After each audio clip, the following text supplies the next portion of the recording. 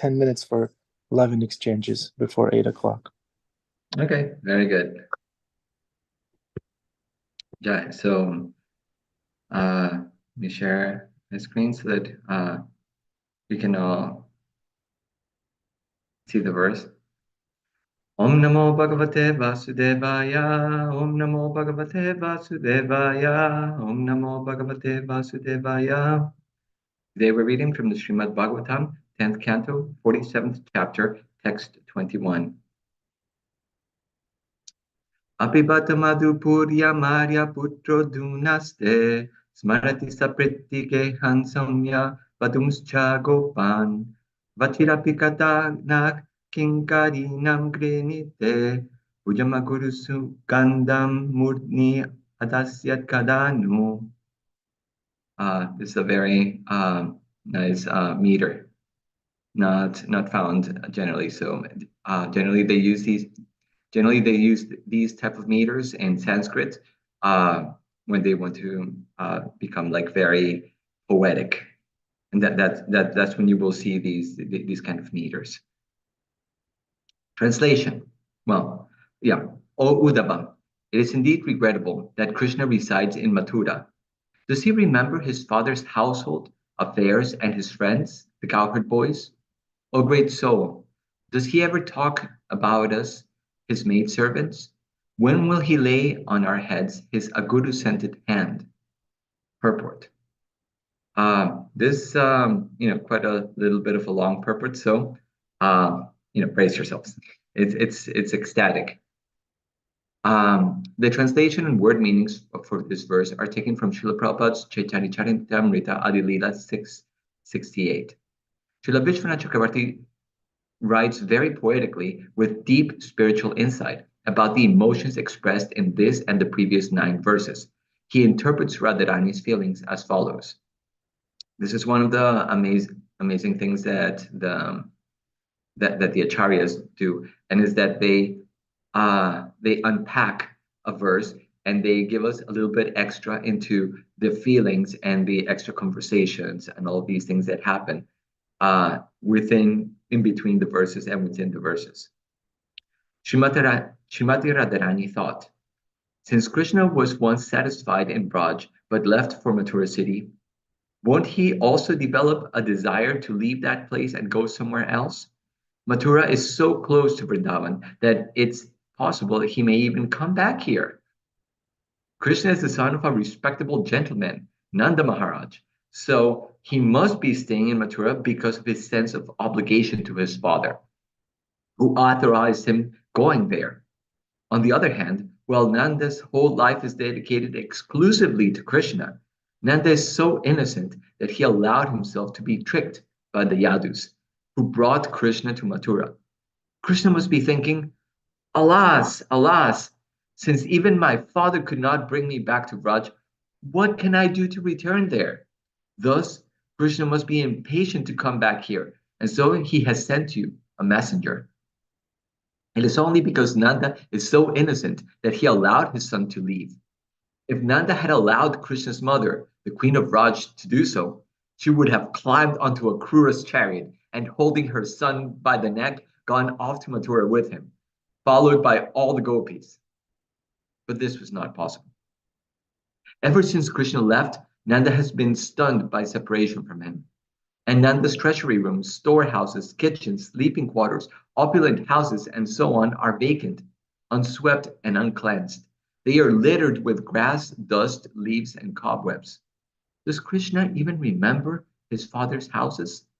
And does he sometimes remember Subal and his other friends who are now lying stunned in other neglected houses? The women in Mathura who now associate with Krishna cannot know how to serve him in the way that pleases him most. When they see he is not satisfied and ask how they can make him happy, does he tell them about us gopis? Krishna must tell them, you silly ladies cannot please me as much as the gopis of Raj.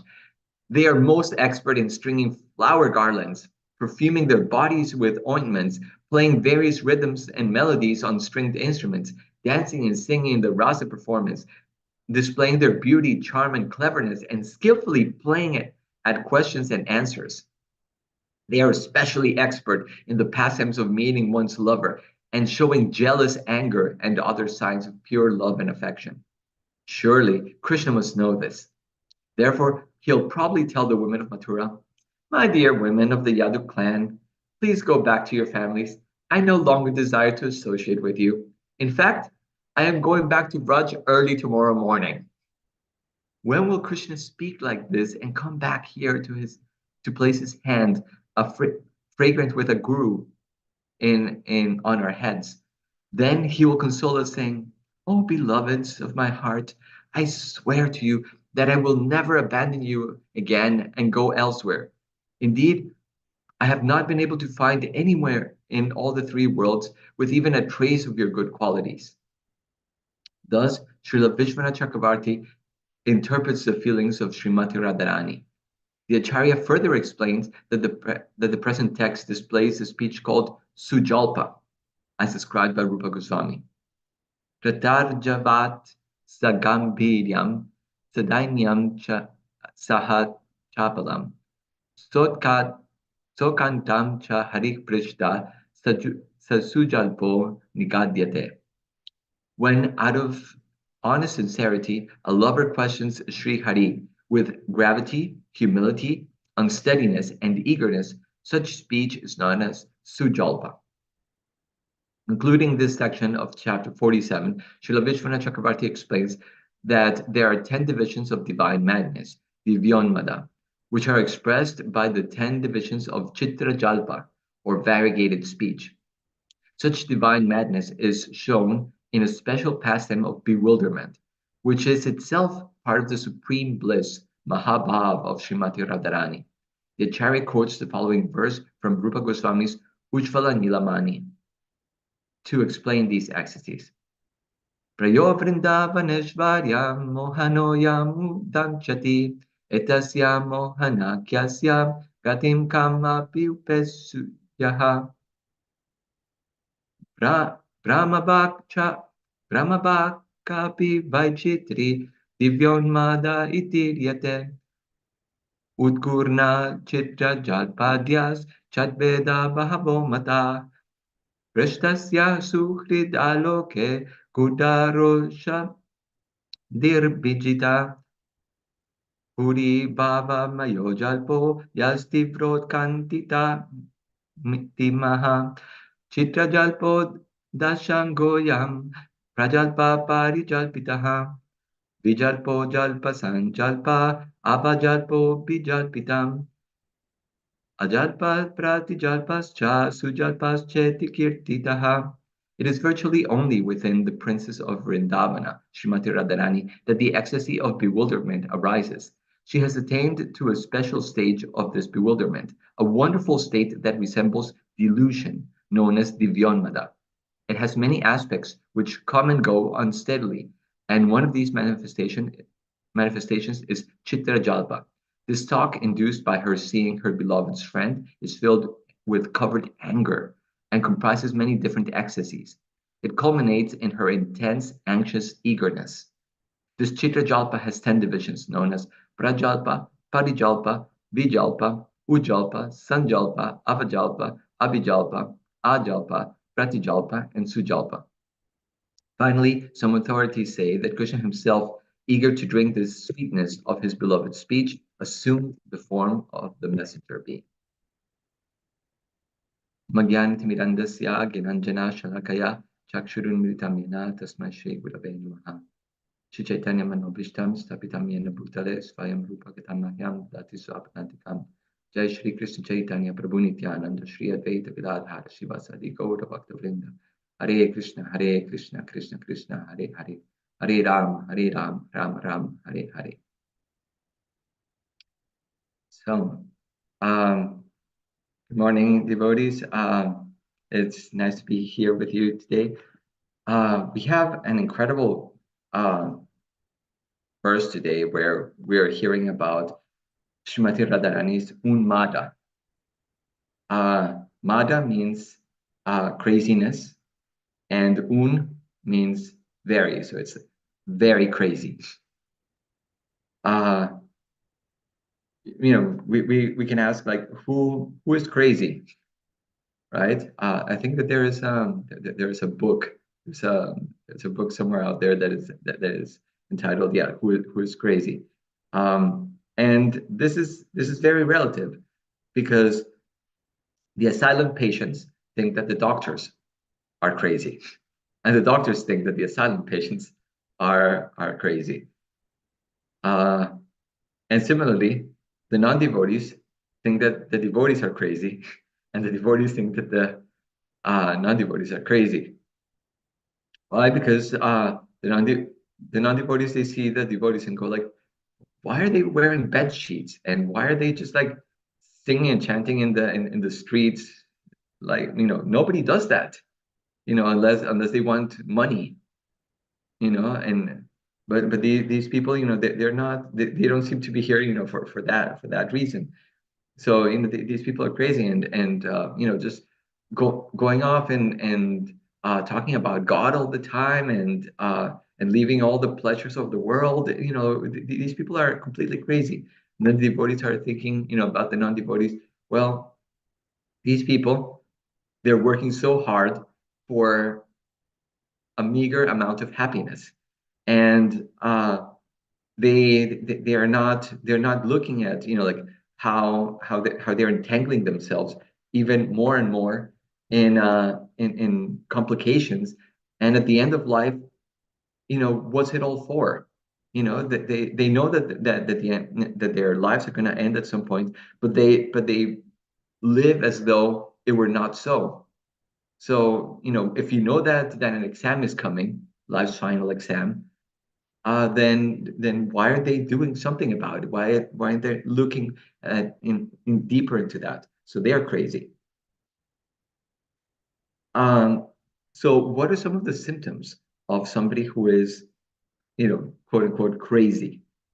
Well, here is one. We're hearing from Rupa Goswami that talking inconsistently. And in fact, there are 10 types of inconsistent talk that he is giving us. Uh, so this talking consistently, when does that happen? When someone talks to us and it doesn't make sense, then we say that person is crazy, right?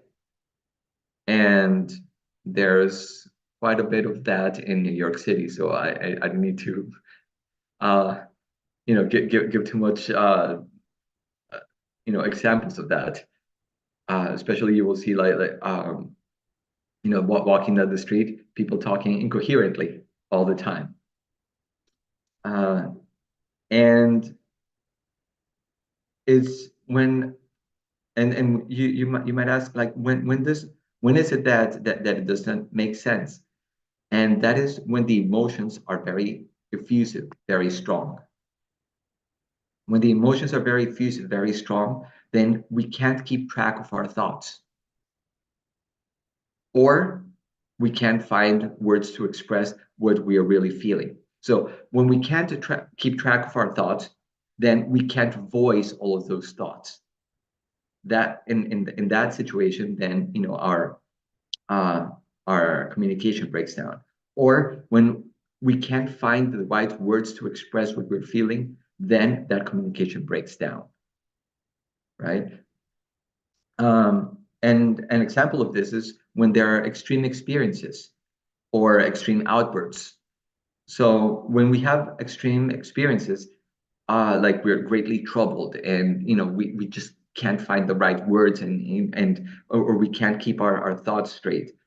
Uh, or like, for example, anger, right? When somebody is angry, they become like so mad that they can't even speak. Uh, or they start speaking incoherently. Uh, and this happens when we have too much pain or too much joy. So many times when people have too much pain, they may go schizophrenic. They have a mental breakdown. They can't work out. They can't work off, the intense strain of these experiences. So they have that mental breakdown. And and we also have, the other side, and it's that when somebody has this intense joy, they can't speak, right? They think, they can't speak, they can't think, and they can't keep pace or handle the intensity of those emotions. So therefore, they begin to speak incoherently. Uh, Especially like I'm picturing, for example, like when a lady, is proposed, it's just like the shock at that moment, if she actually loves the person, right? Uh, she will sometimes go like she can't even speak. She'll just like nod, that yes, I will marry you, but that intense joy, doesn't allow her. Um, and so this craziness uh, is very relative. Then this um, these emotions and all that, it's very relative to a person. And Chaitanya Mahaprabhu also experienced this, right? Like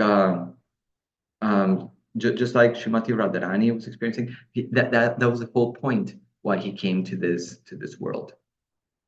Well, that was one of the three reasons why internal reasons why he came to this world. And it was to experience Radha's emotions, and specifically these types of emotions that she's having right now. The devotees, therefore, they also have a normal and an abnormal behavior.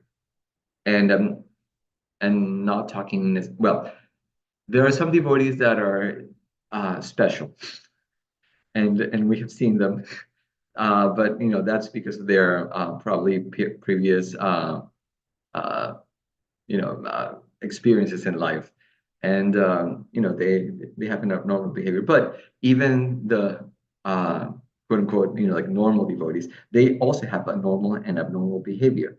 The normal behavior is when they can communicate with other devotees and other non-devotees. It's they can function in the world. In fact, according to psychology, everyone is crazy. They catalog everyone as crazy. The question is, are you can you function? Can you function in the world with your craziness? So generally, devotees have this normal behavior where they can communicate, they can do everything with everybody, but they also have an abnormal behavior, and it it expresses itself in movements, speech, facial expressions that go beyond the norms of communication, and that is when they're having uh, these very strong emotions. So unless one is very advanced, he can't understand what is going on. That person can't understand what is really going on, and you see that generally, like when Sri Chaitanya Mahaprabhu, when he came to Jagannath Puri, actually, um, there was a whole thing. He was traveling with a few of his devotees, like Mukunda and Gadadhar and uh, Lord Nityananda. And as they were walking down to Puri, like the first time that they decided, okay, Lord Chaitanya said, like, I'm going to go to Vraj. I took sannyas and now I'm going to Vraj. But uh because of Lord Nityananda's trickery, right? Uh they were deviated to Shantipur. And actually, when Lord Chaitanya got to he saw Advaitacharya and said, like, Advaitacharya, what are you doing in Vrindavan? And he said, welcome to Shantipur. And then Lord Chaitanya looked at Lord Nityananda and said, like, you tricked me. Well, Lord Nityananda did it because he knew the heart of Lord Chaitanya, and so this is what he really wanted. So he stayed with Advaitacharya. Advaitacharya made this very big feast and invited all the devotees from Shantipur and from from Lord Chaitanya's place in Mayapur, to all come. So that everybody came, and one of them was Sachimata, Lord Chaitanya's mother, and she requested Lord Chaitanya, my dear son, please don't don't go to Vrindavan. Please, if you go there, I will never hear of you. Please stay in Jagannath Puri, which is non-different from Vrindavan. And then I can hear you, from time to time about your pastimes. This was when Lord Chaitanya said, like, I'm sorry, mother, like I took these crazy vows of a sannyasi, and in a moment of madness, again madness, right? In a moment of madness, I just took these vows, and I should have stayed with you. I should have never done this, but if you ask me, I'll just stay. I'll just stay here in with you. And I don't care about my vows. I'll just be here. And she said, no, that's not good. Just don't go to Vrindavan. Just stay in Jagannath Puri, and from there I will get. She said it's like two rooms in the same house, Jagannath Puri and Mayapur. So just be there, and I will get news from you from time to time. So he said, yes, mother. And so he left. He left with these personalities to Jagannath Puri. And on their way there, Lord Chaitanya asked Lord Nityananda, please take my staff, his sannyasi staff, his danda, and please take it and while I go take my bath. So Lord Nityananda, as Lord Chaitanya was taking his bath, he started looking at this danda. It was the danda of a sannyasi. But Lord Chaitanya, he had taken sannyas from somebody in the Mayavadi a line of sannyasis. And you might say, like, wait, why did Lord Chaitanya do that? Why didn't he just take sannyas like the normal Vaishnava sannyasi, which and they have the staff with the three with it's a tridandi sannyasi, which means that it has three parts to it. One that means that their mind, their speech, and their body are all given. They're all offered to the Lord. That's what those three mean. Generally, if you see it, they're covered all into one, so you never see like three. Really, you just see like one, but it's really three. But the Mayavadi sannyasis, they have just one, which means that you are one with the Supreme. So then because he had taken this sannyas from Mayavadi, he had just this one stick. But then again, why did he take that? Well, at that time in India, the Mayavadi sannyasis, they were respected as, okay, this is bona fide. And the Vaishnava sannyasis it was not so much at that time. It was not so respected. And the whole reason why Lord Chaitanya took sannyas was specifically to reach those people that were critical of him, that would not listen to the message of the Bhagavatam. And he knew that if the general people, just out of convention, out of normal societal convention, they pay respects to me because I am the Supreme Lord, they will get benefited. So just for their sake, even though this is so hard, taking the vows of sannyasi, of a monk forever, it's so hard.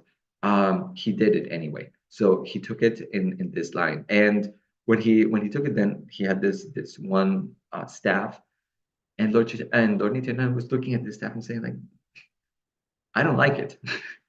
I don't like it one bit. Like here is my Lord. He is the Lord of the universe, and he is his Rasaraj. He is the king of all mellows and everything. Why does he have to carry you? Dear staff. Why does he have to carry you?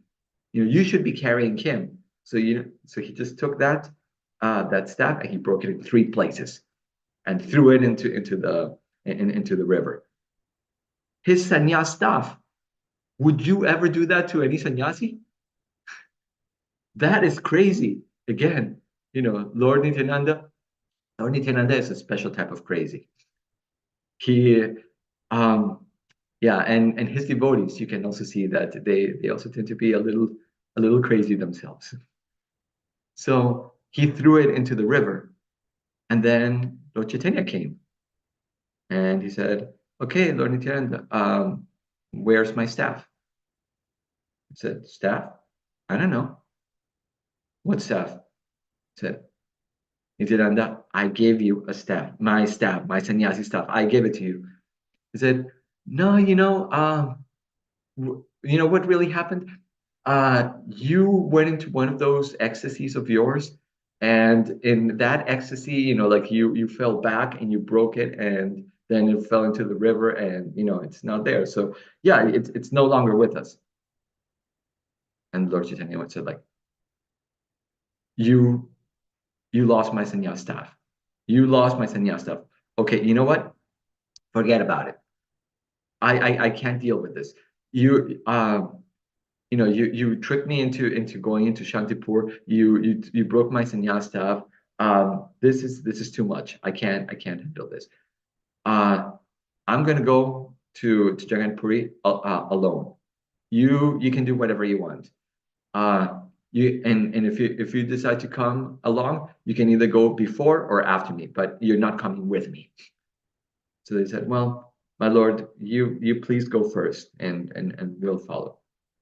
Yeah, but not too close. And he left. So when Lord Chaitanya arrived at Jagannath Puri, he arrived alone, and he it is said that the first thing that he saw from a distance was the chakra on top of the temple, and his heart knew no greater joy, and he started running towards Jagannath Puri. He couldn't get there fast enough, and then when he arrived there, he just saw Lord Jagannath, and his mind and heart exploded, and he just started running towards Lord Jagannath, and the intensity of those emotions were such that he just fainted in the ground, right there in the temple. Talk about making a scene. So the people were like, again, all of these devotees, they were looking at and going like, what is this? Some crazy fellow, just ran into the temple room and fainted in the middle of it. What do you do if you saw something like that, generally just go like, okay, somebody get the pandal, the security guards, and they were gonna throw Lord Chaitanya out. But then at that moment, Sarvabhauma Bhattacharya, the king's spiritual master, he said like, oh, hold on, let me take a look. He was not a devotee. He was actually a Mayavadi, and but he was extremely learned. He was extremely learned, and he knew about these kind of ecstasies that he had heard and he had read in the books about. And here's the thing, like if one of the things that Srila Prabhupada says about the devotees is that you should never judge a devotee because you never know their behavior is something special. You never know where they're at. So, and he was specifically talking about this because many scholars nowadays, when they talk about Lord Chaitanya Mahaprabhu, they talk about Mahaprabhu and they say that, oh, he is just a fellow that had epilepsy. He he had all of these symptoms and it was just epileptic. Even if so first of all, they don't know about really the 8 symptoms of ecstasy. And even if they knew about it, they don't have the faith to know that this is what's going on. But here's the thing, Sarvabhauma Bhattacharya, even though he didn't have the faith, he at least knew about it. And so he was a little bit like interested in it, like, oh, let me see. And so he got a little cotton ball and put it into his nose, and he could see that the fine hairs of the cotton were moving. So he was like, okay, so he's breathing, and he was looking at all of the symptoms. And he said, this person is having he is into a special trance. And so let's don't move him, like just take him to my house, and I will take care of him. This is not ordinary. This person is having a trance. And so he knew that Lord Chaitanya was just not just crazy, but he was having this special ecstasy at that moment. When the devotees came, then they asked about, and if they had seen this person, and they said, oh yeah, he's in Sarvabhauma Bhattacharya's house. So they all left there. And because of this, Lord Chaitanya never used to actually exhibit, or he tried to restrain his emotions as much as possible, because people wouldn't understand it. And you see that he would, especially in the Antya Lila, he restricts himself to the Gambhira, where he is with Ramananda Roy and with Swarup Damodar Goswami, especially late at night, and they're just there relishing the mellows. And Lord Chaitanya can exhibit all of these symptoms, and he can be, quote unquote, mad, as mad as he wants. And look, because he knew that Swarup Damodar Goswami and Ramananda Roy, they knew how to relate to these feelings of his. They knew how to steer them. If you ever saw a devotee, start to like go into these things, we wouldn't know we wouldn't know how to handle it. We wouldn't know how to go about doing it. But with they knew exactly how to steer these emotions of Lord Chaitanya and allow him to experience what he was experiencing fully.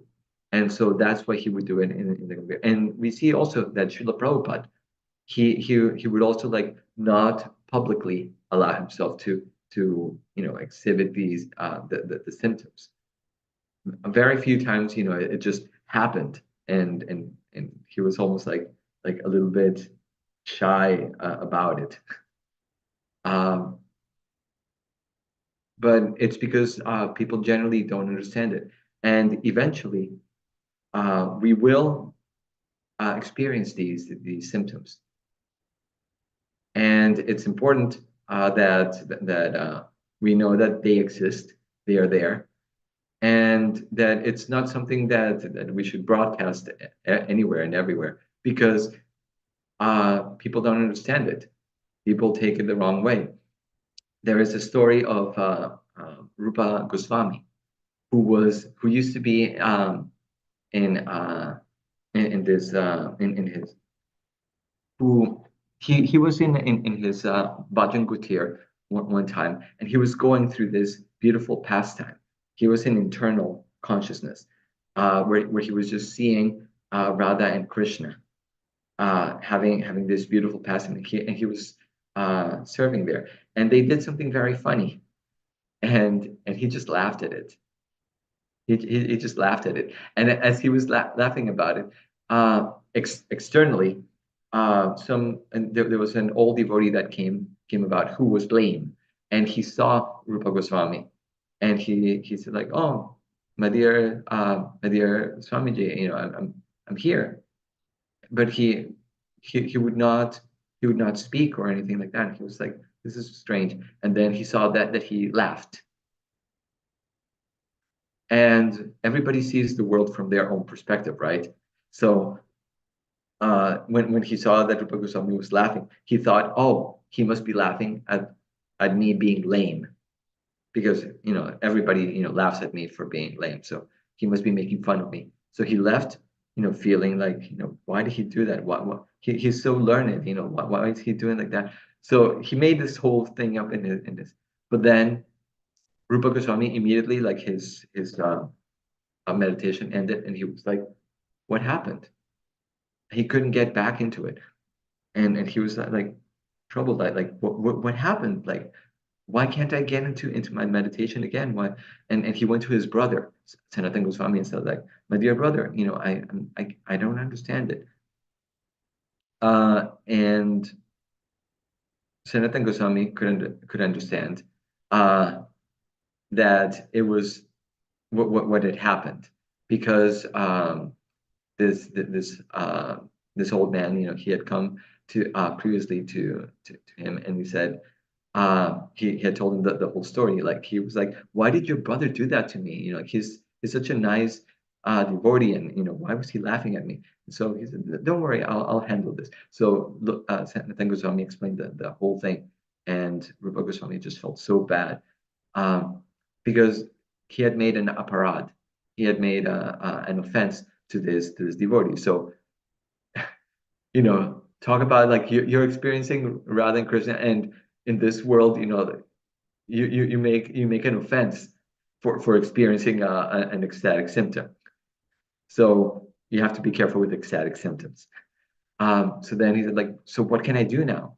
He said, "Should I go and apologize to him?" He said like, "No, no, no. It's If you do that, he won't, he won't even see you, because he'll think that you're making fun of him and like that." So the best way to do it is you make a big feast, and you invite everybody in the town, and this devotee will come, and then as you're serving everyone, you'll be serving him, and you beg forgiveness from each one of them, and then he will do it.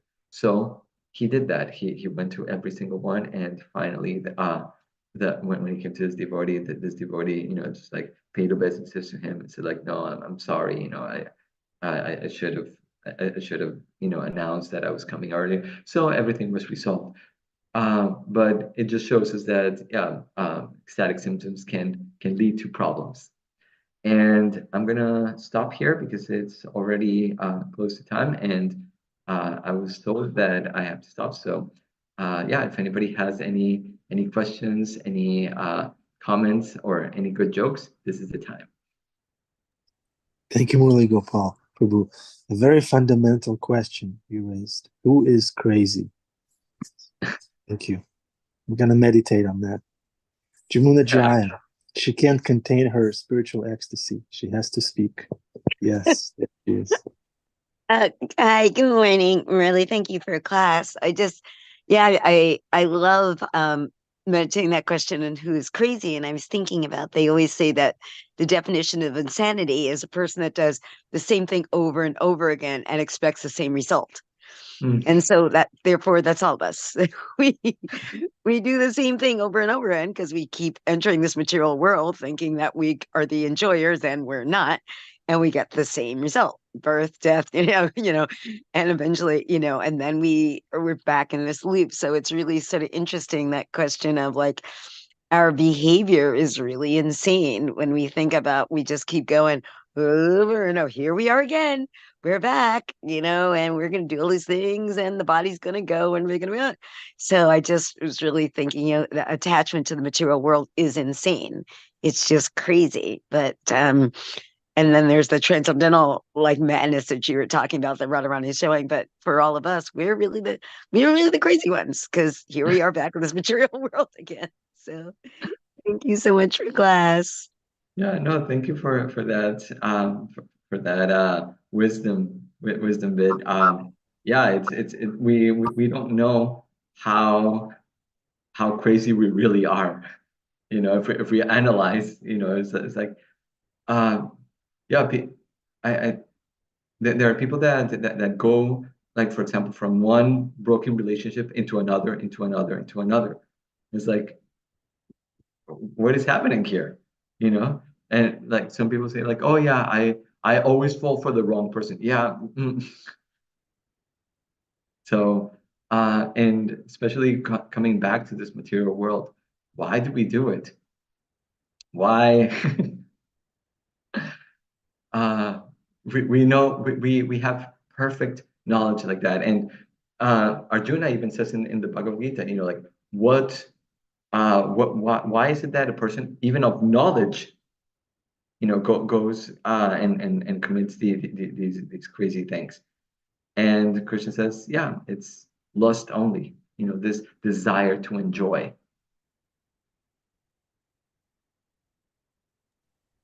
I think Adipusha Prabhu came to sing on the guitar about the glories of the Guru. And we're quite happy that he came, that he took birth. I'm not complaining. Thank you for taking birth, all of you. Thank you for taking birth and being here. Damodar Priya and Adipusha Prabhu, please. Hare Krishna, dear Murli Gopal Prabhu. I actually got a question sent to me in the chat that I wanted to read to you. So, devotee wants to know, does the soul take birth in a human form more than once? Yeah, I mean, it is said that we've taken birth in like billions and billions and billions, innumerable times, and sometimes it is in lower forms like cats, dogs, plants, and like that.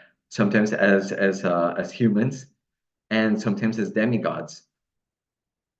So and demons and all, it's we've just been going up and down in terms of species. So not only humans, but into all sorts of things continuously. Because what determines where we go are two things: our karma and our desire. So depending on the karma and our desire at the moment that we leave our bodies, that will decide, where we're going next. And in the Bhagavad Gita, it tells in the 14th chapter, I think it's the 18th verse, that depending on your gunas, you will have a certain destination. Specific, if you're very much in sattva guna, you'll go to the higher planetary systems.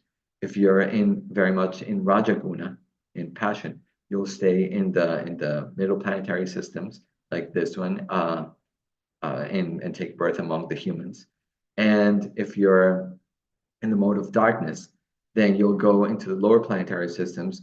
Sometimes they say also that it's the lower species. And if you've been really, really naughty, then you go into one of the different types of hells temporarily before you come back, and you just keep going, up and down.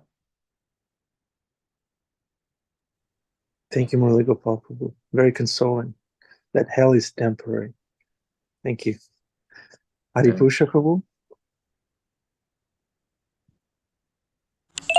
Hare Krishna. I think there's only about 30 seconds. Well, we could ask where we're going with all this. We're hearing about varieties of ecstasy, many, and Lord Chaitanya's ecstasy. And very nice class, lots of really nice information. And he mentioned, you mentioned that that just like it says, you can talk about honey, what color it is, what it tastes like, but there's nothing like actually putting it in your mouth. So we can actually experience.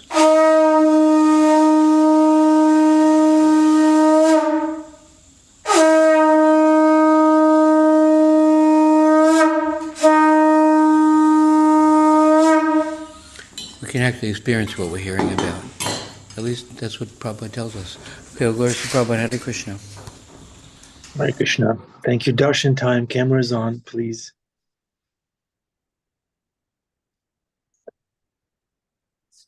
Adi Purusha Prabhu, I think you muted yourself by accident. Okay.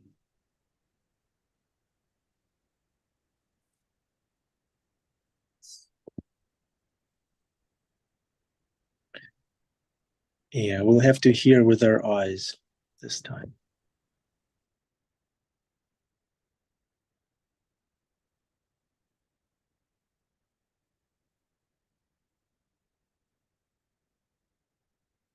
Or if someone knows the Govinda prayers, they can sing them. Who wants to go on the spot, dear devotees? Jamuna Jaya. Yeah, her Jaya Radha Madhava. It's something special. Somebody should just recite the English to the Govindam prayers. Oh, here it Now we're goes. hearing it. Too late. Hare Krishna. Hare Krishna.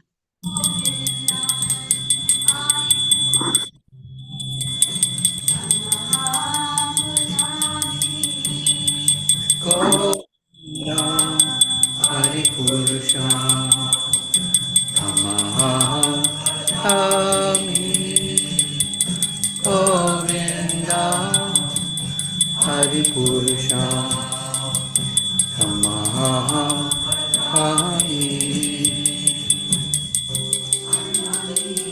Yasya Sakalam Yavritimamti Yanti Pan Kayanti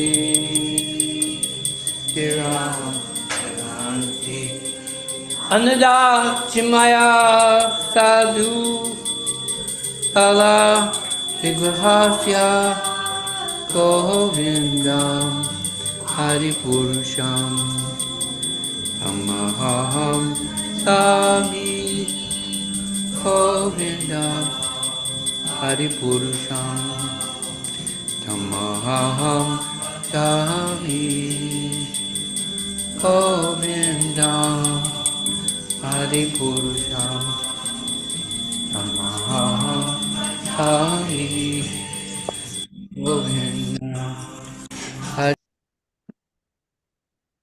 Hare Krishna. Okay, it's Saturday. Murli Gopal Prabhu, would you like to stay for a few more minutes? Yeah, I'm sure. Yeah, great. What was the devotee's name?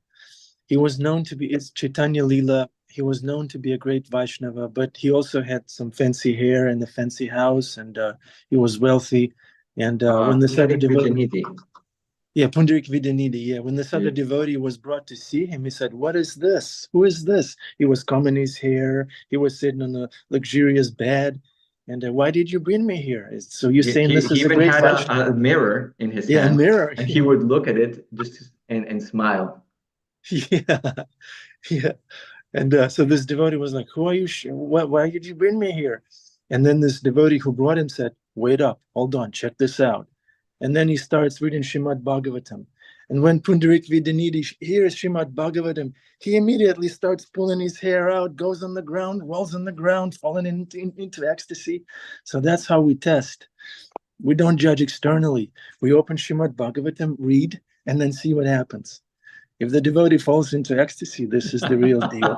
You're dealing with an exalted Vaishnava or Vaishnavi, right? Yeah. It was Mukunda and Gadadhar Pandit who went there to see him. Yeah. Yeah. We don't know. Some devotees they act crazy like what's his name? Gorkishore Das Babaji.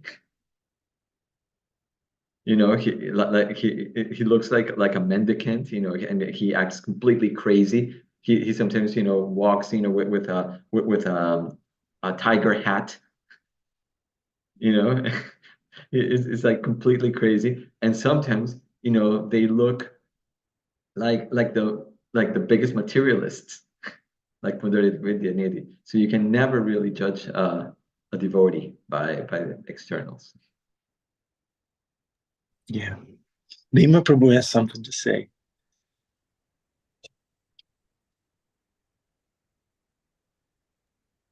Haribo, Haribo Prabhu. What a wonderful subject matter. And by the way, can I be heard? I'm always on Yeah, the yeah. edge of. We can't see you, so you don't want us to judge Okay. externally, I guess. Hold on.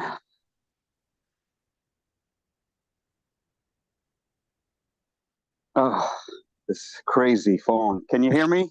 Yeah, we can hear you. It's Okay. good. Okay. My fingers, my fingers are so frozen that the phone is not reacting to anything I'm pressing. It's unbelievable. There we go. Use your Okay. nose. Yeah. There's my nose. Anyways, I'd just like to say, just for the sake of etymology, means madness, not craziness. Craziness is impelled by the modes. When someone acts crazy, there's no rhyme or reason. There's actually a deep rhyme and a deep reason behind Radharani's and the gopis and Vijanidhi, Pudranik Vijanidhi's madness. A madness. There's a saying that there's a method to his madness. Shakespeare said there is a method to his madness, and this means that a person becomes absorbed, becomes addicted, fixated upon a person or an idea. With Radharani, it's two things: the idea of Krishna abandoning her, Krishna's unique unique playfulness, and that hurts her, etc. So, it's very important that we understand the difference between madness and crazy. Crazy is what we are for coming back and trying to enjoy this world separately from Krishna, because there's absolutely no reason if we study truth. But madness is something we can all fall into, and we will all appear mad. And it's also craziness is also externally expressed. It is very much demonstrative, whereas madness, as in Radharani talking to the bee, is often isolated, quiet, and very, very internal, very intense. Craziness dissipates itself, these things, because one is external and one is deeply, deeply internal. It actually changes the way one sees the world. Rather than in craziness, it's a reaction to the world around one. Madness actually distorts the world, as in Radharani seeing the bee as the messenger of Krishna. So I don't mean to, I'm not, hopefully it doesn't sound like I'm nitpicking, but I just think that we should call a spade a spade. Madness, one becomes mad with love, one becomes crazy with lust. Hare Krishna. Wow, what a wonderful elaboration, Bhima Prabhu. Thank you. And if you look into Ayurveda, like there are these there are these texts that are very ancient and that are the basis of Ayurveda, like the Charaka Samhita and others. So I was once looking into it, part of my work as for the BI, and as I was looking into it, I saw that there were like these cures for madness, for craziness. Sorry. So and I was like, oh, let me look into that. And some of them were related to actually possessions of spirits in a person, and how to do that. And I was like, oh, this is it. Like some of them are related to, yeah, like a spirit possessing a person. That's when a person starts behaving madly. And according also to, I was also looking similarly into traditional Chinese medicine, and they also talk about that same thing. I guess because they're so close like that, and they also talk about this this idea that of being possessed, and even of things like love. They see it as a sort of craziness that you can handle, because they see it like a sort of possession there. And interestingly enough, in the Charaka Samhita, when they were talking about possessions, it was not only possessions by ghosts. It was possessions also by demigods, by Gandharvas, by Pitris, by all of these different, and some of them, were by ghosts or Rakshasas or Brahma Rakshasas. And each one has like different symptoms to them. Like a person will be behaving in a different way. Like, for example, I think that if it was like a demigod or a Gandharva like that, they would be behaving in a very luxurious way, very very fancy.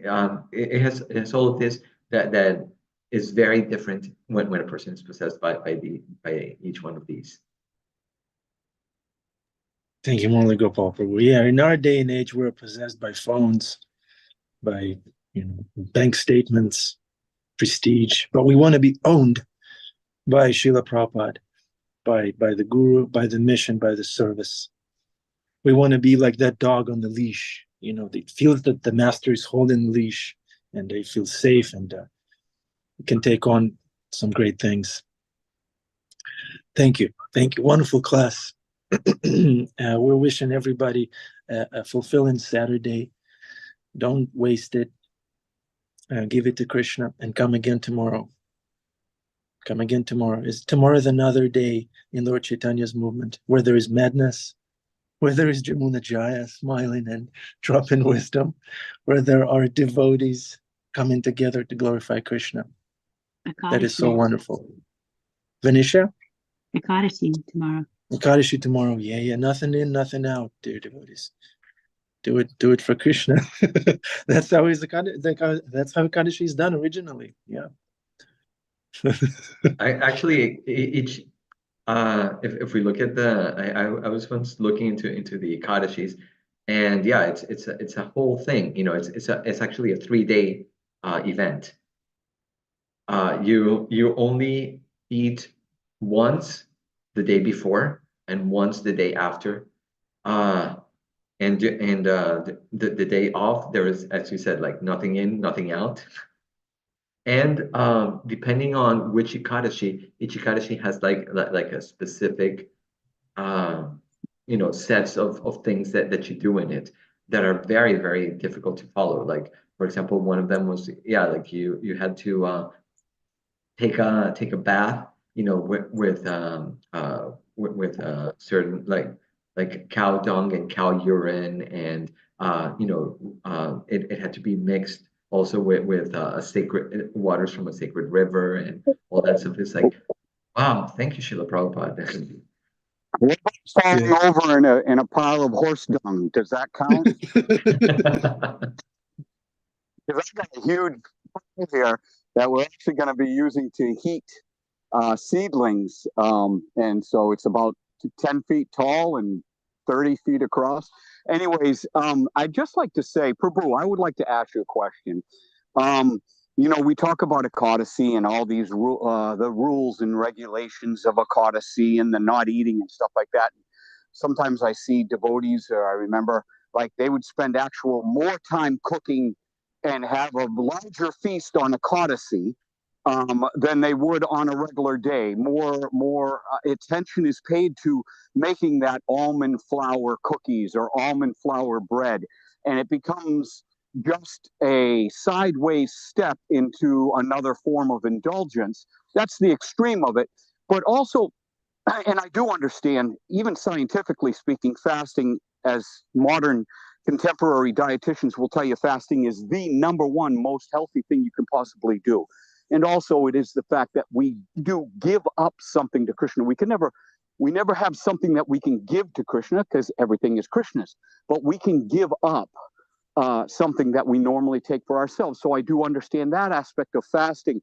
But isn't this all about, and correct me if I'm wrong, isn't it all about Ekadasi is most importantly that we spend less time thinking about food and more time engaged in chanting Krishna's name, praying to Krishna, spending time with the devotees, etc., etc., etc. Yeah, that's the whole point of Ekadashi, that you do. If you're going the extreme of, like let me make, like extra special things so that I can eat, pizza and cookies on Ekadashi like that, then I mean, unless you're actually like hosting a, um, a feast, or some devotees like that, then you can go to those extremes. But generally, yeah, like What? I think that one of the things that is nice, that Chitta Gopi does, is that she always reminds us, that the importance of this focusing more during Kadashi on developing taste. How can I develop a taste for Krishna? So that's one of the things that sometimes I like to do. I should do it more often, but and is like during Ekadashi, try to make it a day when you decide, like, okay, what is it that I actually have a taste for in Krishna consciousness, and do more of that.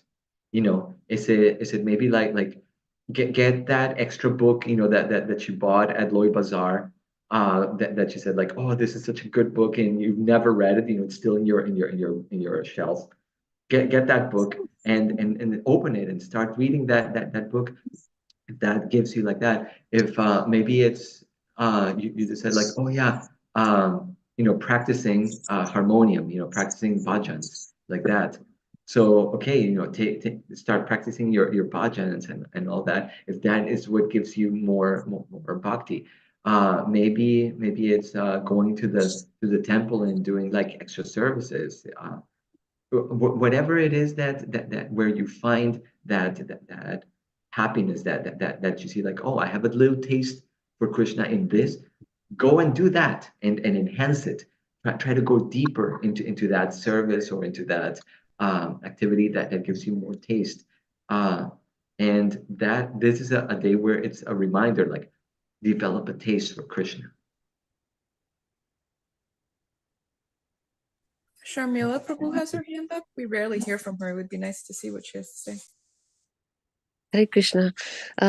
Yes, as Prabhuji was saying, Ekadashi was a 3-day event back home growing up. My grandparents and even my parents, the previous day they just ate in the morning and fasted the whole day, and very lightly, like fruits and things like that the previous day. And Ekadashi, just one, tirtha, like little bit of the holy water, they would drink, and that's it for the entire day, and immerse themselves in reading Bhagavatam and other scriptures, and not think about food at all, or doing any chores, but mainly focusing on reading and doing bhajans and kirtans. And the next day, the Dwadashi, they had to get up very early and, eat the prasadam.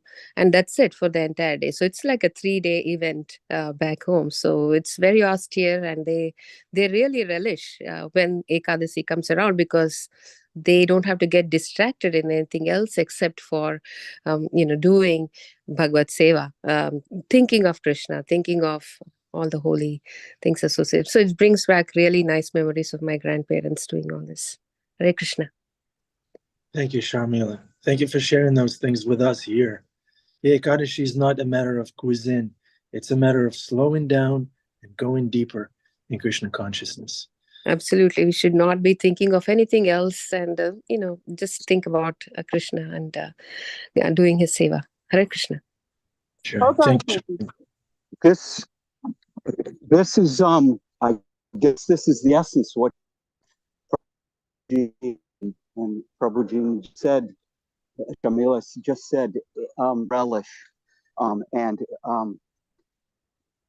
what he was saying about indulging yourself in the tastes that you have in Krishna consciousness, whether it be playing music or reading reading the Bhagavad Dharma or even congregating with devotees.